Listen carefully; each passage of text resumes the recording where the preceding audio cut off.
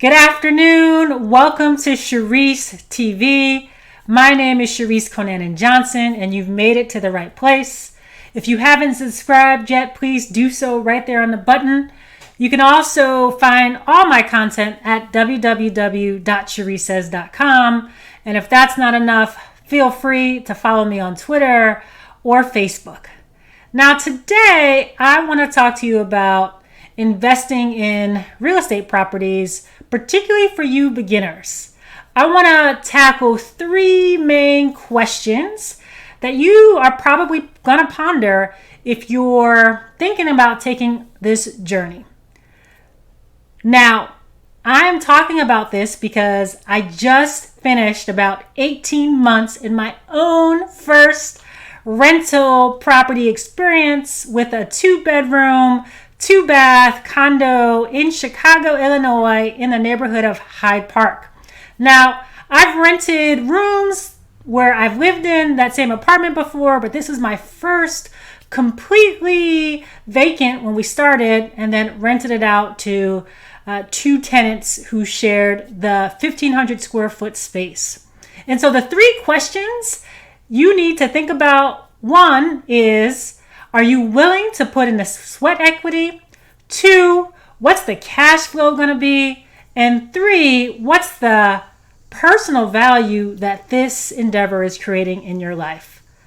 And this is such an important topic because people think about real estate and they think they're going to make all this money, and yet it might not turn out that way because of a couple of different factors that are rooted in the questions that I'm going to explore with you. So first, are you willing to put in the sweat equity? What I mean by sweat equity is the time that it takes to manage a property. When I started 18 months ago, we had to make some renovations before the property was move-in ready.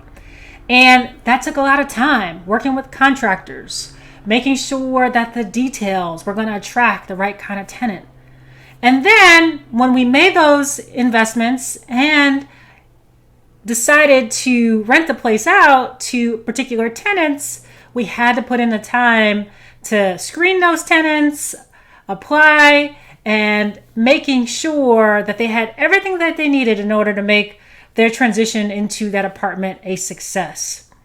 What I mean by sweat equity is the time that it will also take once that tenant moves in to handle when things don't go well. And trust me, things won't go well. We had an experience where the toilet wasn't working, the tenant couldn't figure out how to use the fan, and you have to be ready to respond in a quick way such that your tenant gets their needs met. After all, they are paying you for a service which includes their dwelling, right?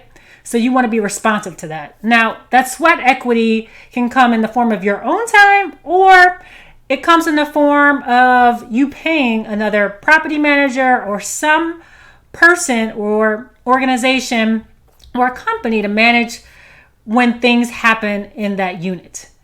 So thinking about your sweat equity is extremely important. I can't stress that enough.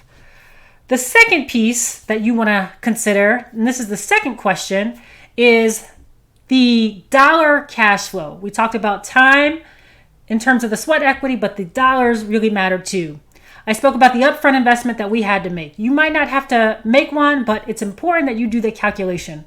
And so if you have a property already and you're trying to figure out if you're going to rent it out, or if you're on the market looking for a property to rent out, that's going to be so important. That cash flow, the upfront costs, and then obviously how much you're clearing on a monthly basis, how much you're getting in from the rental income minus your expenses. That could be a mortgage, that could be the expenses that you throw in or not throw in, heat, hot water, utilities, whatever it is, your taxes, your insurance. You want to clear a positive number such that it's worth your while, that you're bringing in more than you're spending on the unit. So that positive cash flow matters, and it's not just the upfront and the monthly, but you also have to think about what happens if you want to sell that property later on down the line. Are you going to see appreciation in that value for that asset?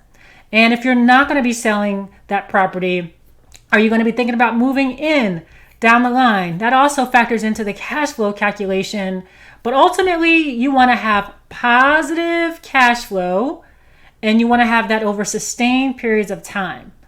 Now, the third question is a really important one. I think folks underestimate this, and this is, how is the property creating personal positive value for you in your life?